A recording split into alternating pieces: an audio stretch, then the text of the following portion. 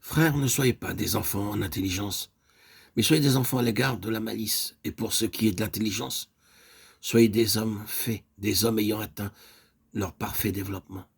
1 Corinthiens 14, 20. C'est là le thème de l'apôtre, lorsque, un peu plus loin, il explique aux Corinthiens de quelle façon l'esprit agit au milieu d'eux.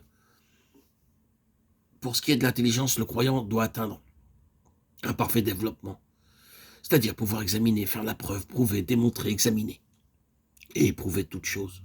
De Timothée 4,2, 1 Thessaloniciens 5, 21.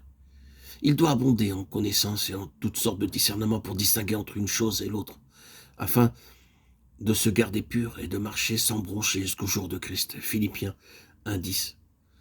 Pour nous conformer aux directions de la parole de Dieu, nous devons donc peser, examiner, analyser tout ce que nous croyons, les expressions dont nous nous servons, nos points de vue et nos théories, avec le désir sincère de connaître la vérité.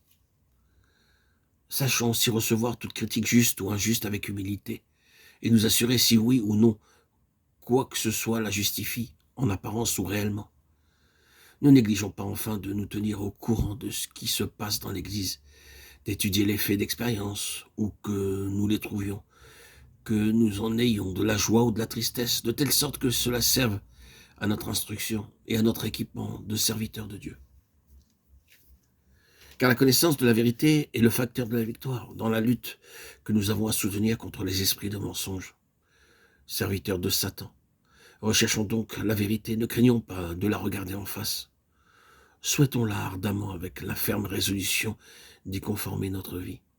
Vérité sur nous-mêmes, vérité scripturale, sans altération, sans violence, sans mutilation ou adjonction. La vérité enfin telle qu'elle ressort des expériences communes à tous les membres du corps de Christ. Cette puissance d'affranchissement que seule possède la vérité nous permet de poser en principe absolu que pour être délivré de la croyance au mensonge, il faut croire à la vérité. Rien ne peut déloger le mensonge que la vérité. Vous connaîtrez la vérité et la vérité vous affranchira. Jean 8, 32 nous dit le Seigneur. Ceci s'applique à la vérité sous toutes ses faces, et pas seulement à la vérité particulière dont le Seigneur s'entretenait avec les Juifs lorsqu'il prononçait ces paroles si riches d'enseignement. Dieu se sert d'instruments et de moyens humains pour convertir les hommes et les amener à la vérité. Si une fois converti, l'homme sent qu'il a besoin d'être guéri, délivré, affranchi, qu'il s'adresse au Fils de Dieu, comment le Fils rend-il libre? Comment délivre-t-il? Par le Saint-Esprit. Et le Saint-Esprit affranchit en révélant la vérité.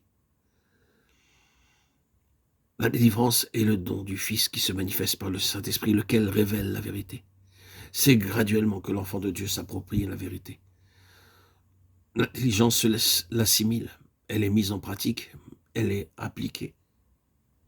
La vérité saisie et pratiquée s'illumine de telle sorte que celui qui l'a reçue peut alors la transmettre aux autres.